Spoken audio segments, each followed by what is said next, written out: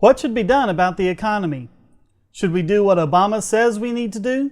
He says we need more money to spend our way out of the recession. Is he right? First, we need to look at what a recession is. A recession is a temporary contraction of the economy. If we use our supply-demand graph to view what's happening economy-wide, then we have aggregate demand, which is the amount of goods and services demanded economy-wide, and a short-run aggregate supply, or what all of the businesses in the economy can output in the short run. You also need one more component, a long-run aggregate supply, which is a straight line. This represents the total output of the economy at full employment. When the Fed prints money to stimulate the economy, the equilibrium quantity between aggregate demand and short-run aggregate supply increases. When it increases higher than the amount of long-run aggregate supply, the economy needs to lower the overall quantity being produced to bring the system back into balance. How does this happen? Let's think about what happens to the money that people earn. Every dollar you earn, whether it's through wages and salaries, through capital gains, or whatever, goes to one of three places. First, taxes take a portion of what you have. The rest you can do with as you please. But on a basic level, there are only two things you can do with the money: spend it or invest it. Any money you don't spend is invested in some way. Even saving it in the bank is a form of investment. From this, it's easy to see that if spending increases and all other things are equal, investment is going to decrease, and vice versa. Which needs to be done in a recession? Remember that a recession happens when the current aggregate demand of the economy is greater than the total output. In order to spend money, a good or a service must be produced. But it's investment that spurs the production of more goods and services. Spending more money would increase aggregate demand, which is too high to begin with. If it weren't, we wouldn't be in a recession. We need to cut back on spending and increase investment.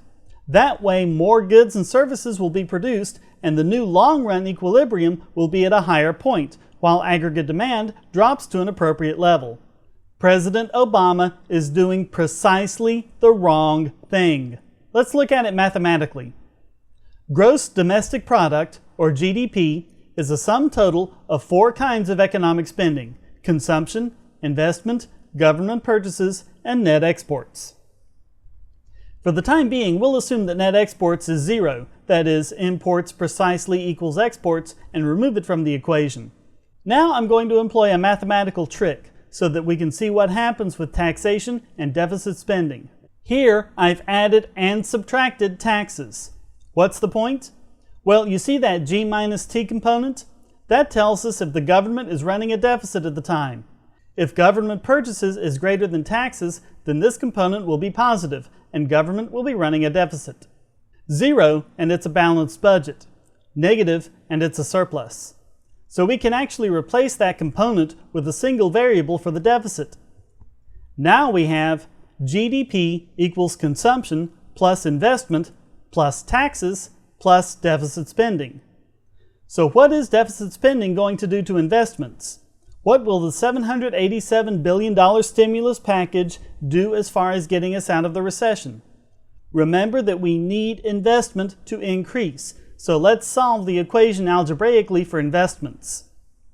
Now we have investments equals GDP minus consumption minus taxes minus deficit spending. Now we can see just what will happen to investments if deficit spending is increased. Investments will decrease, not increase. An increase in deficit spending will result in a decrease in investments and slow down the economic recovery. Incidentally, if you're looking at this equation thinking that the same must be true for taxes, you're absolutely right. If government were to raise taxes during a recession, that too will slow the recovery.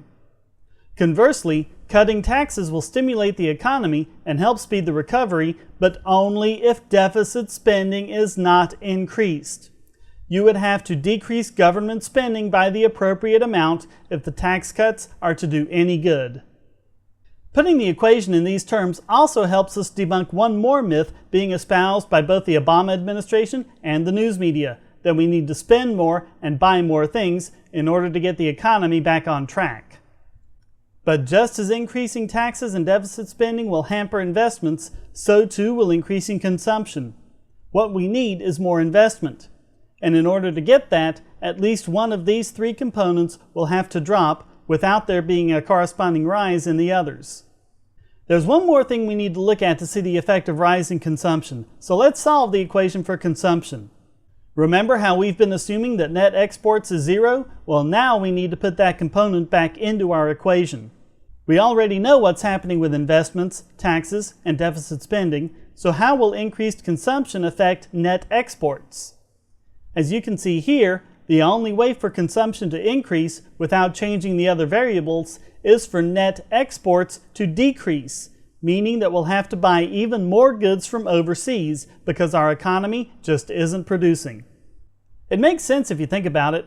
If our economy just isn't capable of producing anymore under its current conditions, then the only way consumption can increase is if more goods are produced elsewhere.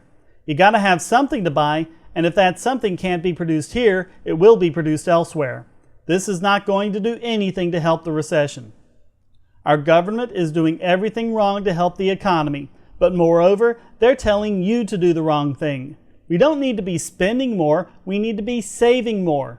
So with whatever stimulus money you might be getting, or whatever extra money you have, it's far better to put it in your retirement account, or in a time deposit, or use it to pay down some of your current debt, a credit card, a car payment, or the principal on your mortgage.